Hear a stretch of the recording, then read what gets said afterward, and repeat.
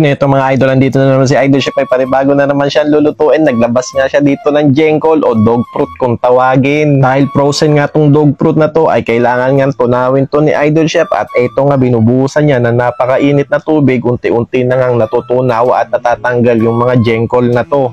Kaya ito, natunaw na nga ni Idol Chef to at uumpisahan niya ng lutuin. Ito nga, naglagay nga siya ng net doon at naglagay din siya ng mga sangkap na nasa ibabaw. Napakaraming sangkap nga ang nilalagay dito ni Idol Chef. Meron pang luya, meron lemon, meron dahon at ito pa, meron tissue na inilalagay na meron palang laman sa loob. At kakaibang tricks na naman ang gagawin dito ni Idol Chef. Kaya ito, tinaas na yung net at ito na, pipigain niya na yan pero hindi pala ibinabad muna dito sa jengkol hanggang sa maging ganito na ang itsura. Pagkatapos nga mapaikot-ikot ay inilabas na yung pangmalakasang takip. Yung takip ngayon, yun ay magsisilbing magpapabilis pakulo kagaya na itong nasa video na to. Kaya ito mabilis nga napakulo at ito natatanggalin na nga dito ni Idol Chef ito. Tapos ilalagay na dito sa isang lagayan. Napakarami nga ang sabaw na itong jengkol na to. Ang dami nga rin kasi ang nilagay ni Idol Chef kanina. Tapos ito hugasan naman niya. Agoy! Kaya napakaraming tubig din ang kinakailangan dito ni Idol Chef kasi nga galing doon sa pagpapakulo at ito tamang kinakamay-kamay niya. Natanggal na nga din yung mga balat ng jengkol na to o dog fruit. Kaya nga tuloy-tuloy lang dito sa paghuhugas dito si Idol Chef. Napakaraming tubig nga nila dito. Ito nga at ibubuhos na dito sa napakaraming mantika. Bukod sa maraming tubig sila ay dito rin sagana din sila sa mantika. Kagaya na ito nasa video na to, sa tuwing magluluto dito si Idol Chef ay saganang sagana at napakaraming mantika talaga ang ginagamit niya. Kaya nga nailagay na ni Idol Chef tong mga jengkol o dog fruit na to ng dahan-dahan kasi nga baka matalsikan pa siya kung bibiglain niya lalo na basa pa. Kaya ito tuloy-tuloy lang sa ginagawa si Idol Chef at iniahon na niya, inilagay niya na doon sa lagayan at kung makikita mo malinis pa rin yung mantika. Pagkatapos nga niya mailagay doon sa isang lagayan, ito kumuha na nga siya ng pukpukan. Ayan, gamit nga niya yung